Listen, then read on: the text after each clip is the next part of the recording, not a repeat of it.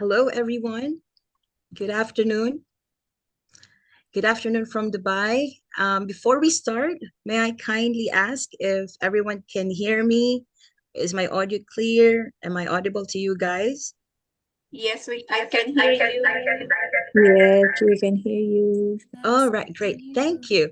Now, welcome to our 68 live webinar. My name is Triska, and I'm very delighted to be here with you today alongside our TDCC training team. And we are excited to bring you another interesting topic today, executive function and its impact on learning and behavior from the psychology department. And on behalf of TDCC, we would like to thank our 141 advocates from 13 countries who registered for this session. And to those who have joined us live, thank you for your time and for your presence. We would like to acknowledge our registrants from Egypt, India, Iraq, Kuwait, Lebanon, Nigeria, Oman, Philippines, South Africa, Sri Lanka, Singapore, United Kingdom, and UAE. So wherever you are in the world, good morning, good afternoon, and good evening. And before we begin, let me share a very short video about TDCC and our esteemed speaker for today. Thank you.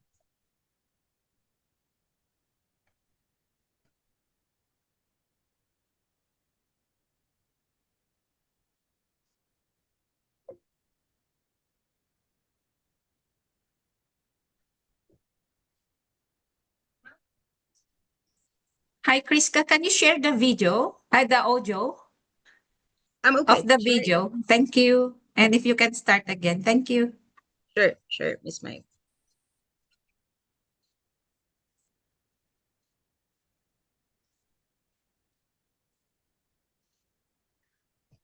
Okay, let me just try to reshare the video. One.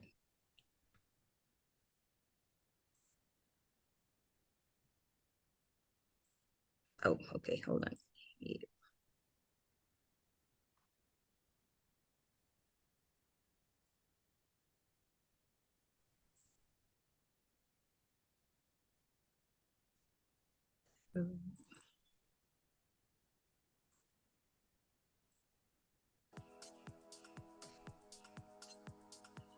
Can you hear now the audio, Miss Mylene?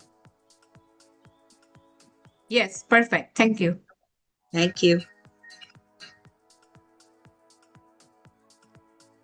Welcome to the TDCC Community Live webinar. TDCC stands for the Developing Child Center located in Dubai and Abu Dhabi, UAE. Established in 2012. We have been providing personalized support to over 1,000 children.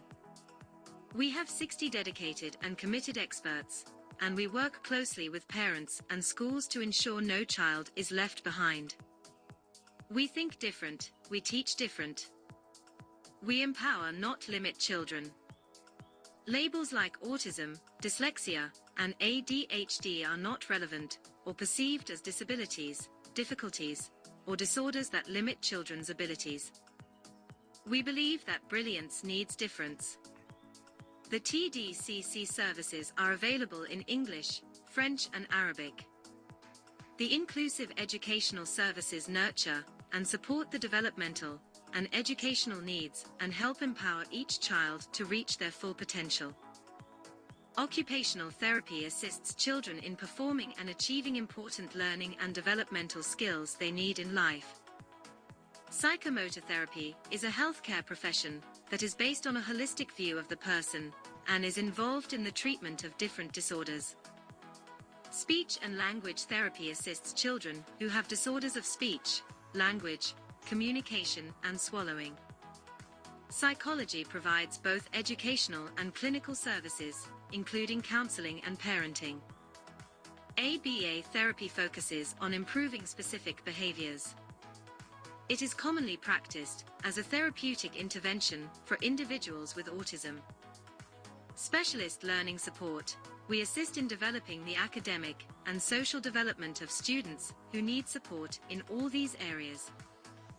And we design and host local and international training and workshops for practitioners, parents, caregivers, and educators. Just like this one today. We have a few rules to follow during the webinar. Please remain muted while the speaker is presenting. Please give your full attention to the presentation. We will be sending you the replay, so you can review it anytime. Please be interactive if the speaker requests your participation. What's new in TDCC today? Introducing the Empower Me Parent Support Program. Join our 7-week Empower Me journey led by TDCC psychologists to support your parenting confidence, emotional strength, and home routines. Designed for parents of children with learning and developmental challenges. Contact TDCC to join. Dyslexia and Dysgraphia Intervention Program. Empower your child with evidence-based literacy support. Our structured reading and writing intervention helps children aged 6+ build strong foundational skills, monitored every step of the way. Enroll your child now. Intensive educational program in both Dubai and Abu Dhabi, now accepting enrollment for academic year 2025 to 2026. This program is designed to support children through a personalized, multidisciplinary approach. It includes early intervention, school readiness, and life skills classes, all tailored to meet each child's unique developmental, educational, and behavioral needs. With small class sizes, individualized education plans, and integrated one-on-one therapy sessions, we ensure focused support for every learner. Whether your child needs foundational skills, readiness for mainstream school, or help with daily life skills, TDCC provides a nurturing environment where every child can grow with confidence. Welcome to the 68th TDCC live webinar, The Hidden Struggles, Executive Function and its Impact on Learning and Behavior. We are honored to introduce today's distinguished speaker, Keepa Shrestha. Keepa is a CDA licensed educational psychologist and PhD candidate specializing in neurodevelopmental disorders such as autism spectrum disorder, ADHD, intellectual disabilities, and specific learning difficulties. She holds a master's degree in educational psychology and is certified in ADUS 2, with training in brain working recursive therapy, cognitive behavioral interventions, and parent coaching frameworks. With more than a decade of experience across clinical, educational, and community settings, Keepa is widely recognized for her ability to translate complex psychological concepts into clear, practical strategies. She has supported children, adolescents, and adults facing challenges in executive function, social communication, anxiety, and learning, helping them build resilience, confidence, and essential life skills. Her compassionate, strengths-focused approach, grounded in evidence-based practice, ensures that every individual's unique potential is recognized and nurtured. Keepa will be sharing her valuable experience and expertise with us today. Ladies and gentlemen, let's all welcome Keepa Shrestha.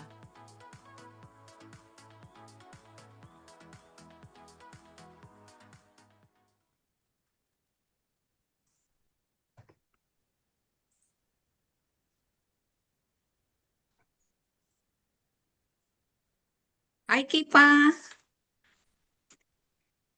Hello, am I audible? Is everything visible? Yep. And then, Yes, we can see your screen. Yes, you are. oopsie, I think it just disappeared again. Let me do that again. No. There we go.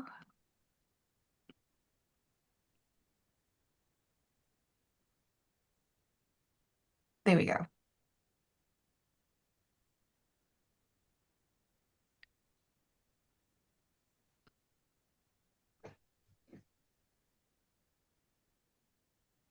Thank you so much, Kriska, and the team at TDCC for that warm welcome. Good afternoon, good morning, good evening, wherever you are joining us. And it's such a pleasure to have you here today. Today we're going to be exploring something that isn't always visible on the surface, but it profoundly shapes how children learn, behave, and interact with the world. And that's executive functioning. And I'm sure that we may have heard this term in schools, at webinars, or wherever you are. I'm sure you've heard this term before. So we'll be digging deep and seeing and unpacking what executive function is, but most importantly, how it impacts learning and behavior.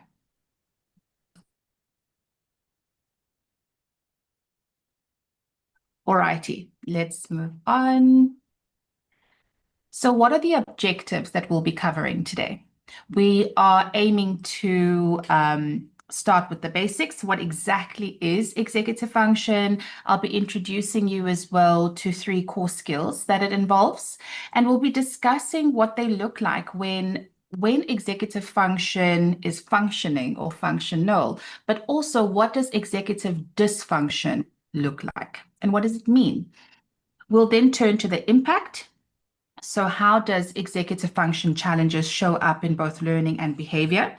I'll also be sharing examples with you without sharing identifying information, of course. And finally, we'll be shifting to solutions. So I'll be highlighting, for example, outlining rather strategies that you can implement at home and in the classroom, things that don't require specialist equipment or costly programs, but things that can make a meaningful difference. I've posed a question here. I know that our participants cannot unmute themselves, but if you could just put a thumbs up in the chat box, perhaps you could let me know, have you ever worked with someone or interacted with someone who you find to be is a pretty bright person? It could be a child, an adult, but who also often would avoid work or tasks and frequently forgets things.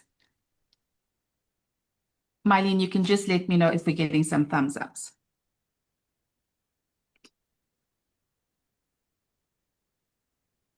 Moving on to, because I'm unable to see all the responses, but I do hope that you have interacted with Yes, someone. they do. Wonderful, thank you. All right, so what exactly is executive function? Let's take a look.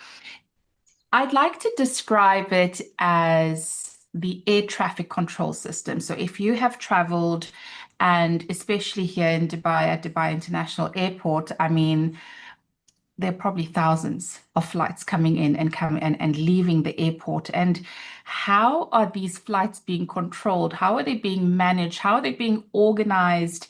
And that's exactly what executive function is in our brain. It helps us to manage competing demands, whether they be demands with our thoughts, emotions, or actions. And when we look at children, it's what allows a child to organize, for example, their backpack the day before school, or remembering what time the bus comes to pick them up, or what extracurricular activities they may be having. It would help a teenager, for example, stop themselves from saying something impulsively during an argument. When executive function is working well, when it's functioning, children are able to plan ahead, to adjust to change, to control their impulses. And when it isn't, we will often see, this is when we see children, teenagers, individuals, they appear disorganized, forgetful, oppositional, so very argumentative. And that's why executive function is so crucial. It's the hidden driver of so many various aspects of our life. Let's look at the 3 core skills. So when we break executive function down, we usually focus on 3 core skills.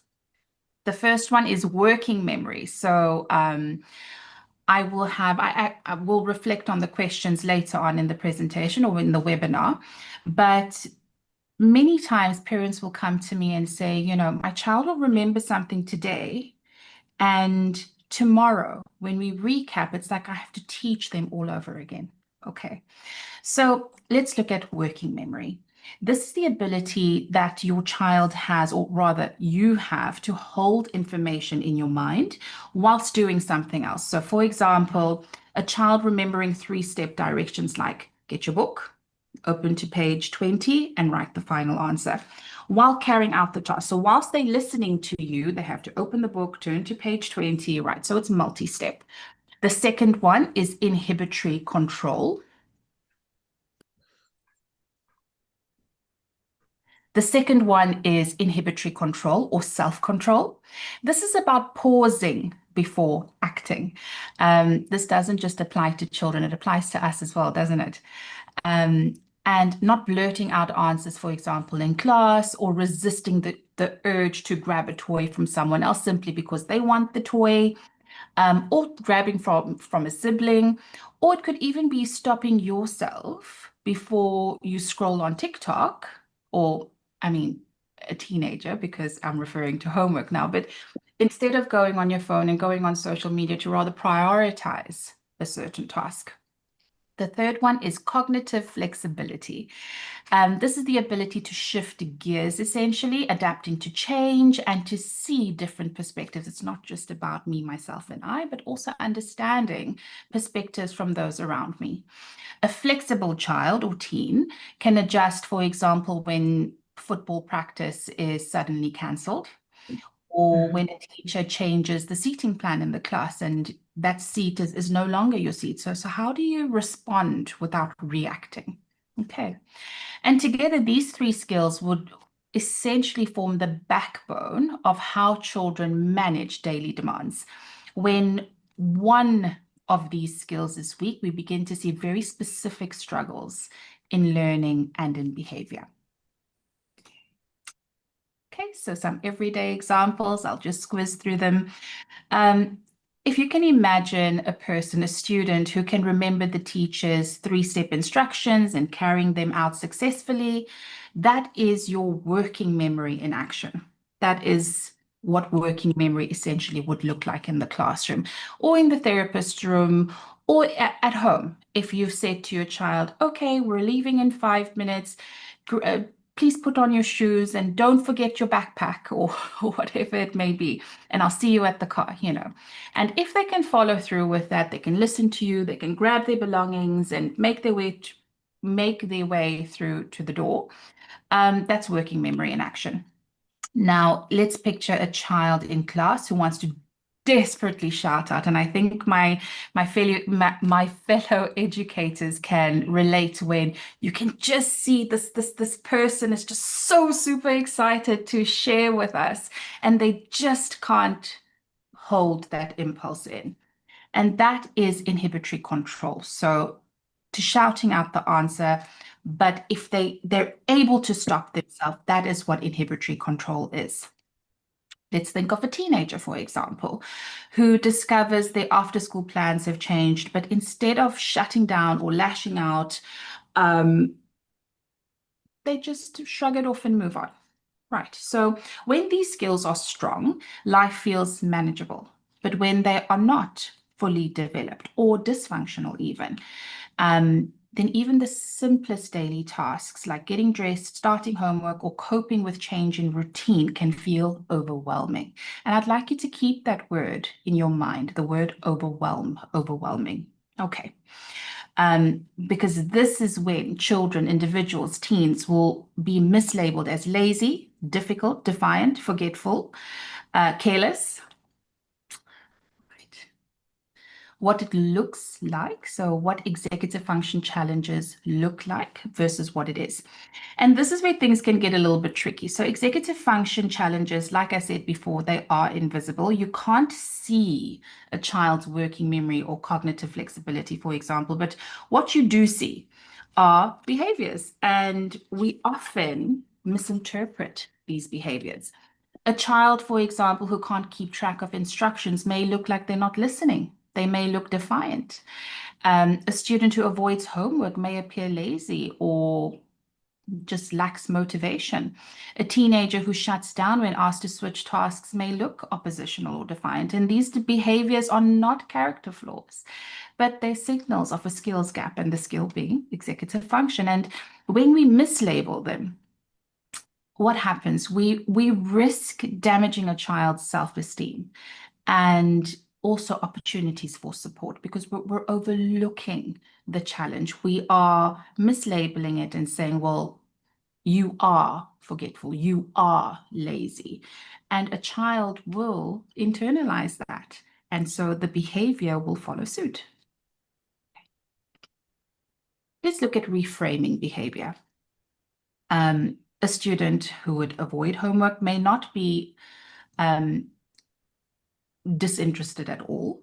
Maybe they simply are overwhelmed by the planning that's required. Maybe they see this mountain of work that needs to be covered and they freeze and they're unable to start. A child who never listens may not be defiant, but instead they may just forget multi-step instructions because of weak working memory. A teenager who seems defiant with routine changes and who lashes out, for example, have you ever forgotten your teenager's date to go and watch a movie and you've planned something else instead and they just absolutely come down like, how can you forget, And that could actually be emotional overload. They are unable to process that disappointment and respond still with frustration. I mean, we're not trying to raise robots or be idealistic in any way, but that is a sign of struggling with flexibility. And then I just have a little scenario there, but I think let's move on. How would executive function impact learning? So if a child can't hold steps in their working memory, they can't follow instructions properly or in the way that they are expected to follow instructions, they really struggle to plan or to prioritize and sequence. So what should I do first? What should I do next? What's more important? Is it more important that I tie my laces in a specific way, or is it just important that I can, I have to wear those specific shoes, or can you just wear that pair and get on with it, right? Or for example, maybe writing an essay becomes almost impossible because of the overwhelm. And if they can't organize, they may never find the will to complete the homework and turn it in. And like I said before, these skills, or these gaps rather, I see them in practice with some of my brightest children, or brightest clients rather. And it's not because they can't. And oftentimes we'll get emails of, so-and-so is so bright, but they just never turn in their homework. They never follow feedback or whatever the case is. And it's not a direct reflection of their cognitive abilities or their smartness, but rather it is a gap in a skill that is essential too. And we need to support that. So like I said, they're not intelligence issues. They're very capable cognitively, but they just don't yet have the tools to apply to the executive function and get it to a place where they're able to move through as expected. Okay, and when everyday schoolwork, classwork, or tasks feel like climbing a mountain without equipment, children, of course, they get frustrated. Of course, they get discouraged. We get frustrated. As parents, we feel like, this is just so exhausting. And it is. It really is. But that's why we're here. That's why we are here to support. Okay, and sometimes we do give up, and that's okay. It's okay to give up. It's okay to take a break and rest, isn't it? In fact, it is essential. It is essential, but there are ways that we can support you in doing that as well. So let's take a quick look to how executive function would impact behavior. It's not just academics, right? Executive function deeply affects behavior too. Children may act out when routines are changed. Have you ever gone on holiday and it's just like, oh, it's a nightmare? I mean, sometimes, holidays are important, vacations are important, but getting out of that routine and then coming back from vacation like we're all doing now and getting back into the routine is a struggle too, isn't it? And children will fight back. Why? Not because they're defiant, but they just don't have the flexibility right now at this developmental stage to cope. Right. They may, for example, a lot of my teenage clients had projects and assignments to complete over the holidays.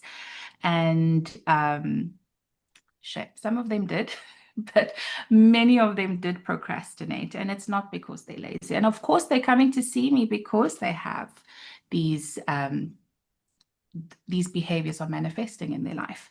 So it's not because they're lazy, but because the task may feel overwhelming.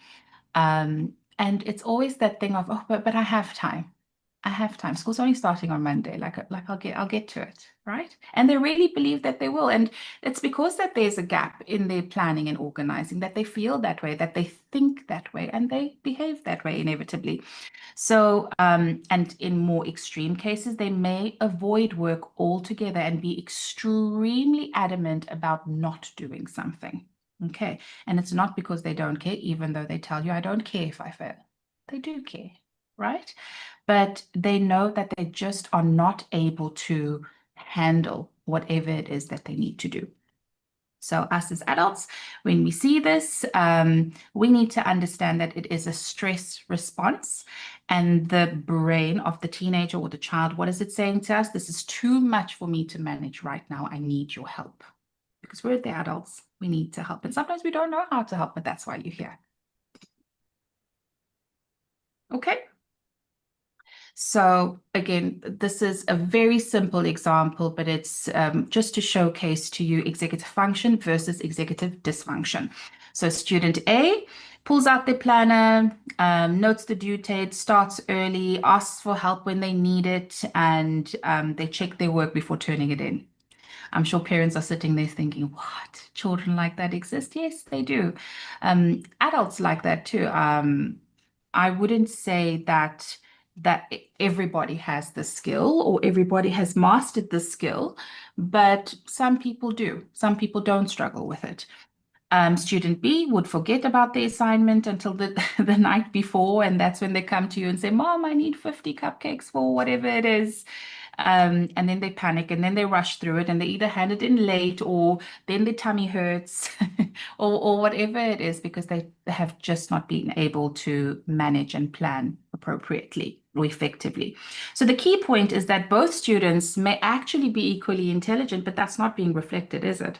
And the difference is the development of the executive function in student A versus student B. Let's see.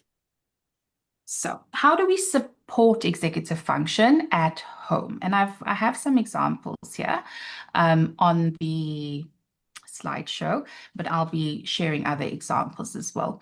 So what can parents do? What can we do at home? What small, practical, realistic things can I do to make a big difference, right? So the first thing, which I absolutely love, visual schedules and timers. So never, never, never to say, hurry up, hurry up, hurry up. Saying hurry up to a person who struggles with planning is extremely overwhelming. And I can understand from a parent when you know, and we know how Dubai traffic gets. I mean, we stay here in Dubai, but I'm sure anywhere in the world. So even in South Africa, if you don't leave at a certain time, you will be stuck in traffic and you will be late. And then your child gets a demerit or whatever it is, whatever system they're in. So using timers and visual schedules when we're not in crisis mode. So let's use the timers and visual schedules during the weekend. So first we wake up. So the first picture could be a picture of having breakfast. And then what will we do after breakfast? We will, I'm just laughing now because I had this discussion with another little person that comes to see me. Miss Kippa, should I brush before or after breakfast?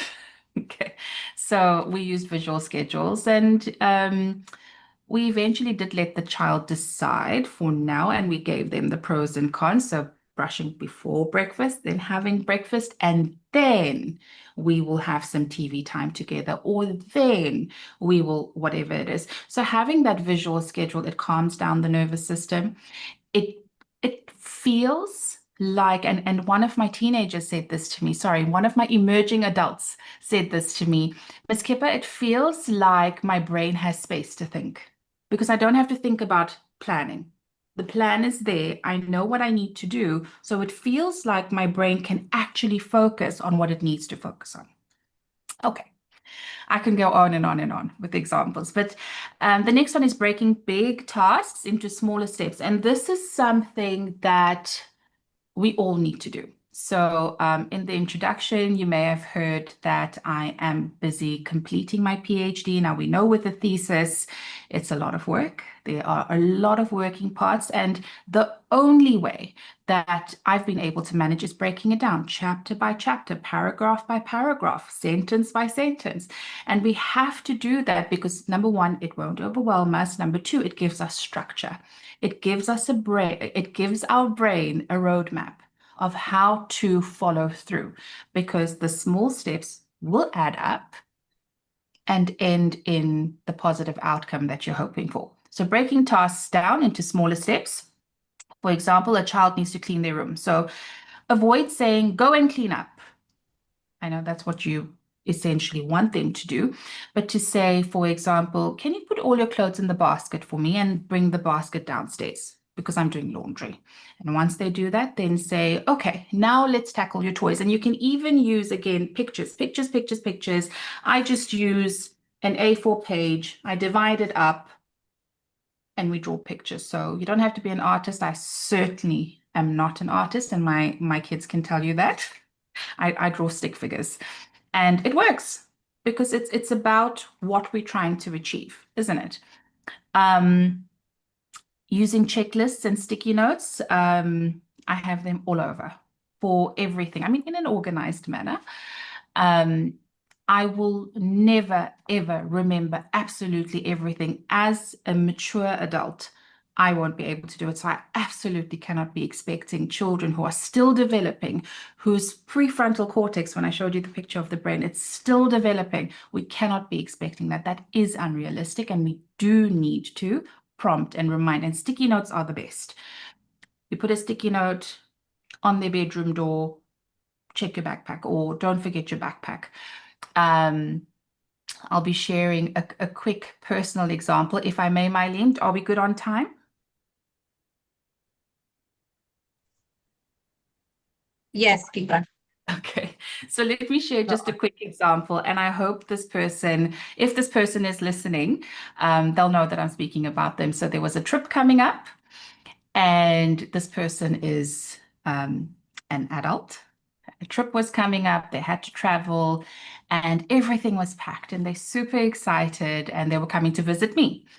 And the person has already checked in, and they're at the counter, and it's like, oh, and they had forgotten their documents. So how are they going to travel?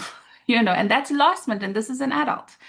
So checklists, sticky notes, it does help.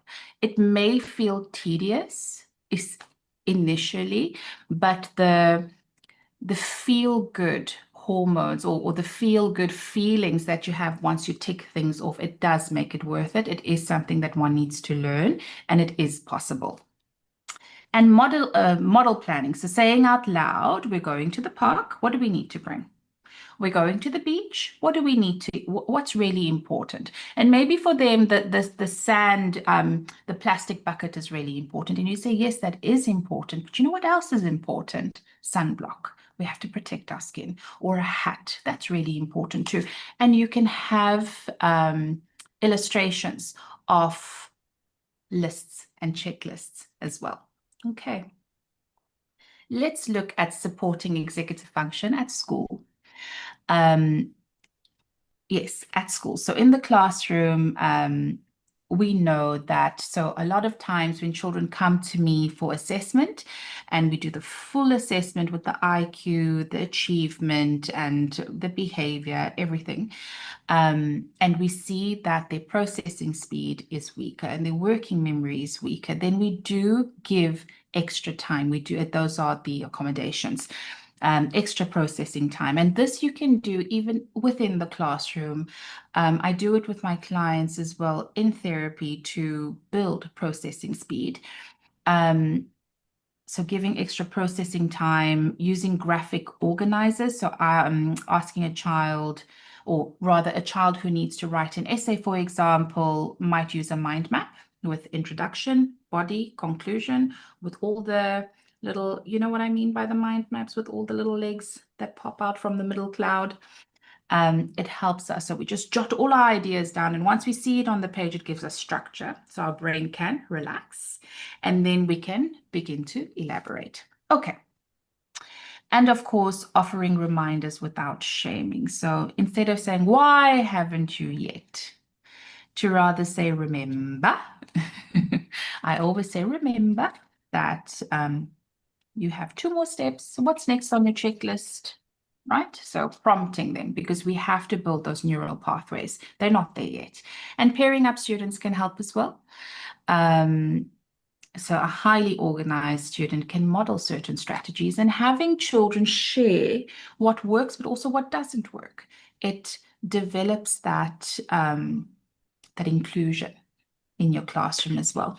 Okay, so what are some of my favorite tools? I think I've shared that with you. So color-coded planners and folders are amazing. They know that math or political science or whatever age range they're in, or even us, when I have patient reports to write, everything is color coordinated or color coded and prioritized. So I know cliche red is really, really, really urgent. And so we work through the colors like that. And then suddenly, I also like to use those clear envelopes. So it's like a little folder that you can, it has a little button. Sorry, my descriptions are quite hilarious today, but anyways.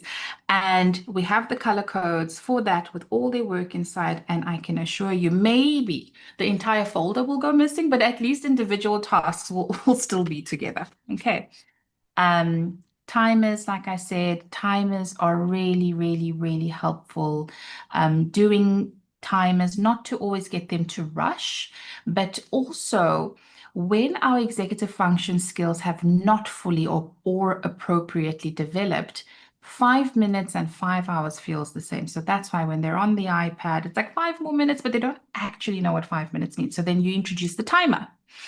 And you keep introducing that 5-minute timer. And I have seen actually today with one of my little ones, not even 4 years old yet. And they knew once 50 minutes had elapsed that the session was about to end. And they walked up to me and said, may I have a break? And I said, well, actually, we're done. And this, I mean, very, very, very young child, their bodies can feel the time because we use timers. Okay. The first then strategy. So first, we will finish this math worksheet, and then we will take a break for 5 minutes and be very specific. So not saying first we'll do all our homework and then we'll have fun. For a child, it's like, what? No ways. I don't want to do all my homework first. So we'll say, okay, first we'll do 5 math problems, and then we'll, whatever it is. Okay. And like I said, to please, please, please be specific, and also to make sure that if your first is something that's quite taxing for the child, to make sure that your then, the activity next, is quite high. It has a very high incentive for that child. Okay, let's talk about brain breaks. A teacher might say, we're going to work really hard for 20 minutes, and then we'll take a 2-minute stretch break. It really depends upon your child. There's no right amount of time, or I mean, they are sort of, for various age groups, you can focus for a certain amount of time and then need a break. I also use what I call the Pomodoro technique. And that's like, okay, so we'll work for 5 minutes or 45 minutes, whatever it is, whatever that child does not feel to be overwhelming. I am working with a client at the moment who really, really struggles with movement. So whether it's especially getting out of bed, and exercise is just a no-go. So imagine if I had to say to the client, but you know what, you have to go for a run. Running is so good for you. Blah, blah. It's not going to happen. So I said, right, let's start with 5 minutes of bed yoga. Have any of you tried bed yoga? I have, and it's amazing just to get your body moving in the morning, to get up out of bed, especially on a weekend when you want to be lazy. Or not that being lazy is not a good thing. We all need a little break. But that's also scaffolding and using really practical tools to build up to something that we want to be effective. Okay. So I can't believe it. We're already at the recap. I hope I didn't rush, but then that just means we have more time for questions. Okay, so let's recap. Skills like memory, focus, and flexibility are essential for learning, but also for behavior, right? Forgetfulness or avoidance isn't always a choice. Sometimes it is, right? And there's a reason for that as well. Why is that person choosing avoidance? There's a reason for that. But often it is a sign of an underlying challenge, maybe like executive dysfunction. Hey, there are powerful practical strategies. I hope I have shared them clearly with you, but we'll get to the wrap-up part in a second. So practical strategies that parents, educators, therapists can use to scaffold these skills. And perhaps most importantly, a change in perspective, or maybe just putting on a different pair of glasses to see executive function differently and to see our children's challenges, which are very typical challenges. A child is not supposed to be able to master all of this yet. The power of yet, the power of yet. We can, right? We will get to the point where we will master it. And I say this to my children or to my teenagers, we just haven't gotten there yet. And you can say that to yourself too, no matter what it is that you're trying to achieve. Personal goals. Just if you take just a split second now to think of a personal goal, like, oh, you haven't done that yet. And there's a reason for that. And you've possibly also got to break it down and see how you can prioritize and what steps you can take. Okay. Now, time for questions. And I'd just like to thank you. We had a flood of amazing questions.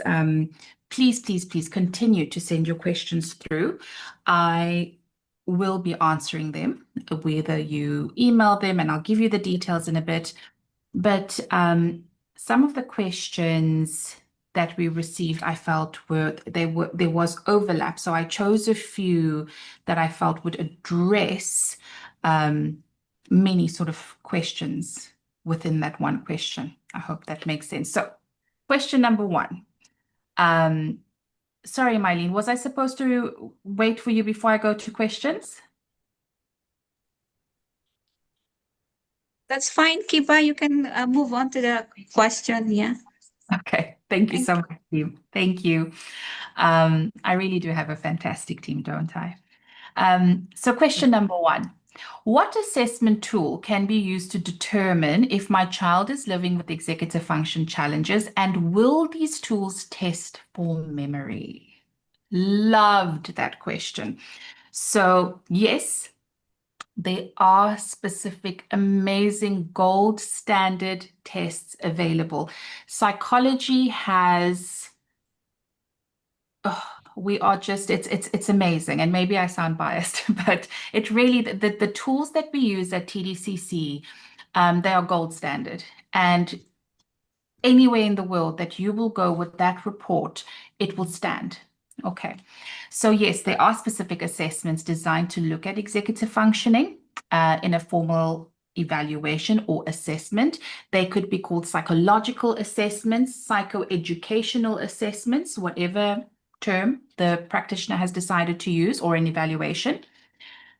An educational, clinical, it doesn't matter, but any licensed psychologist would typically, sorry, not any, but let me just stick with educational psychology. So an educational psychologist would typically use a battery. So a battery means numerous tools rather than just one single test. So if ever you find yourself with a practitioner who says we will use this test to determine or to diagnose, please go for a second opinion. I'm not saying that the clinician is incorrect in their practice, but a human being is a complex creature, and we cannot expect to know everything about one person based on one assessment, right? Or one assessment tool, rather.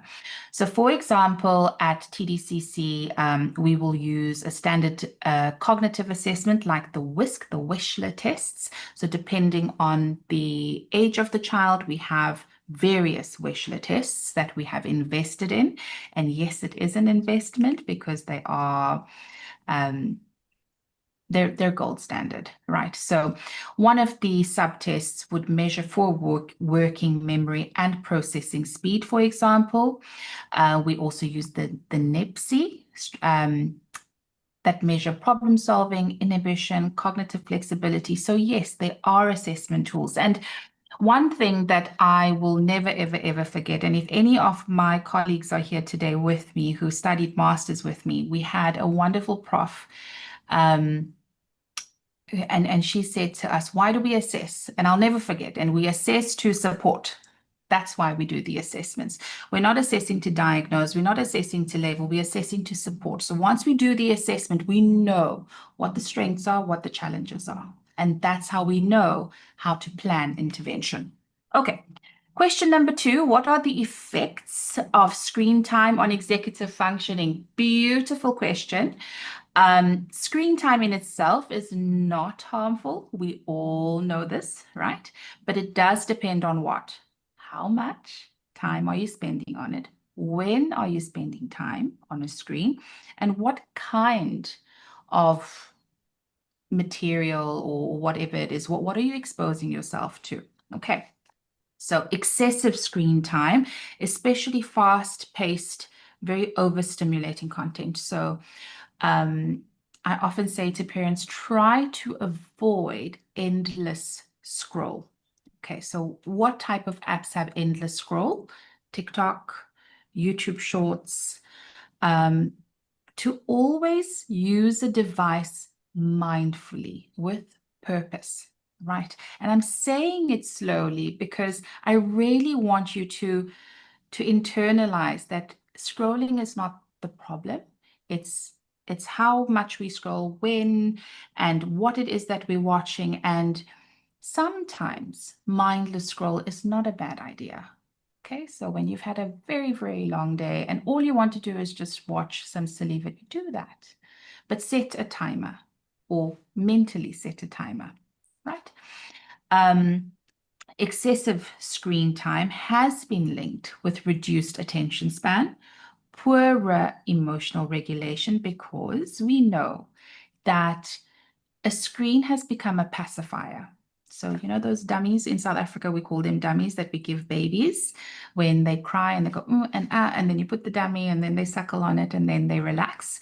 So screens, devices have become pacifiers for us, whether for children, for adults, and we always use it to, sorry, not always, we may use it to avoid a task, avoid an emotion. Maybe you have an argument with your significant other and it's like, oh, and then you scroll on your phone, right?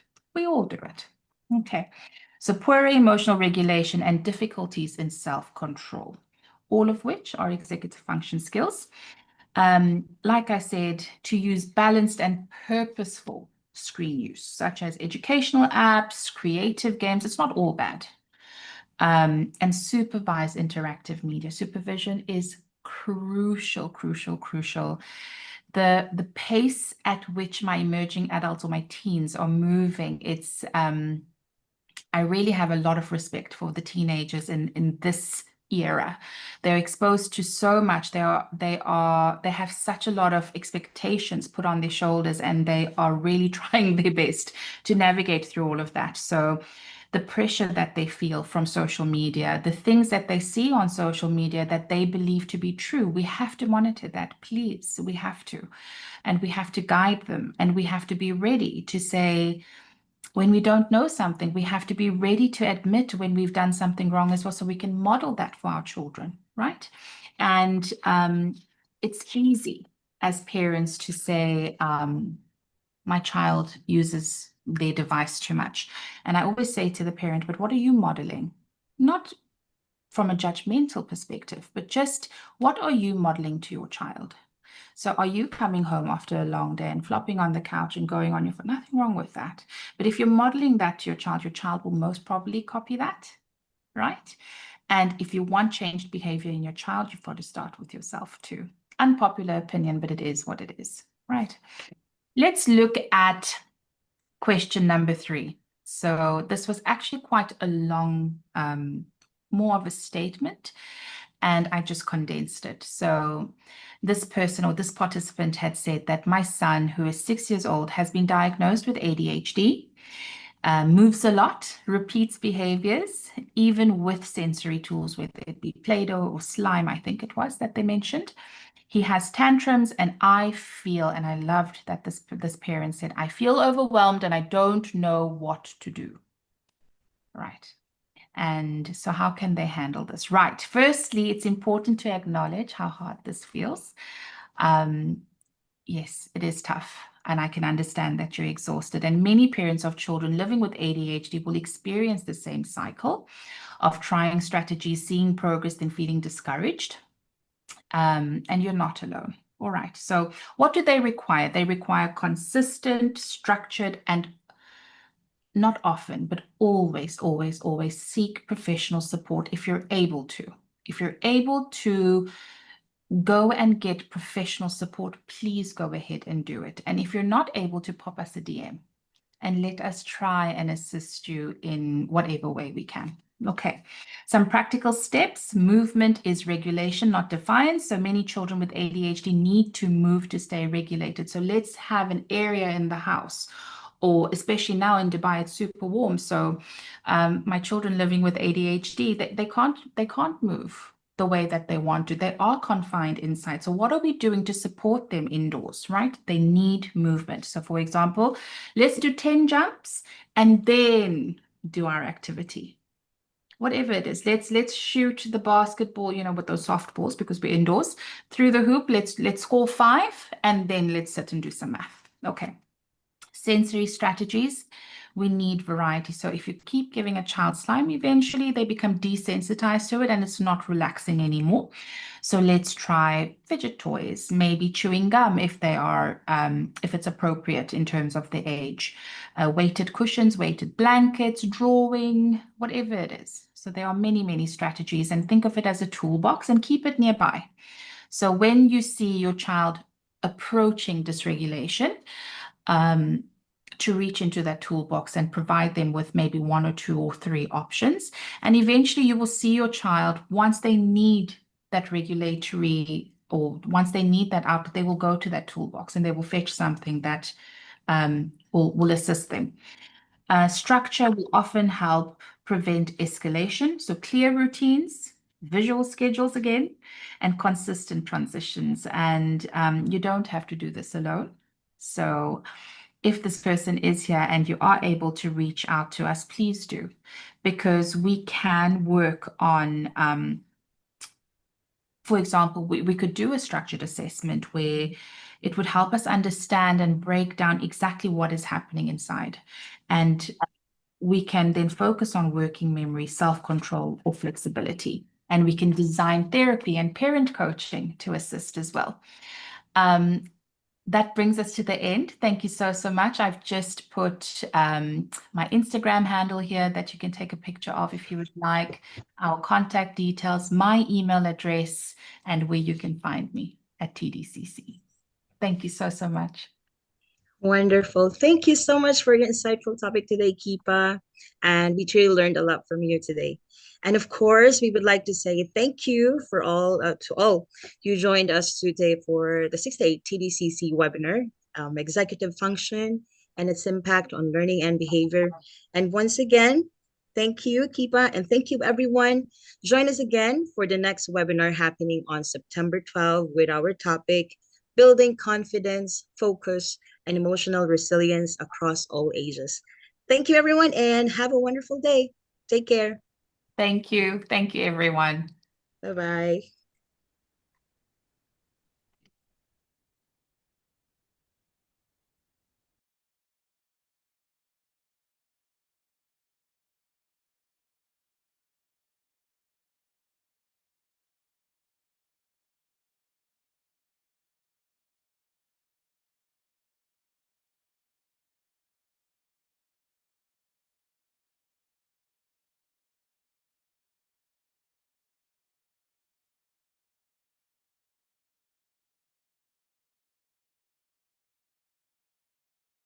us today.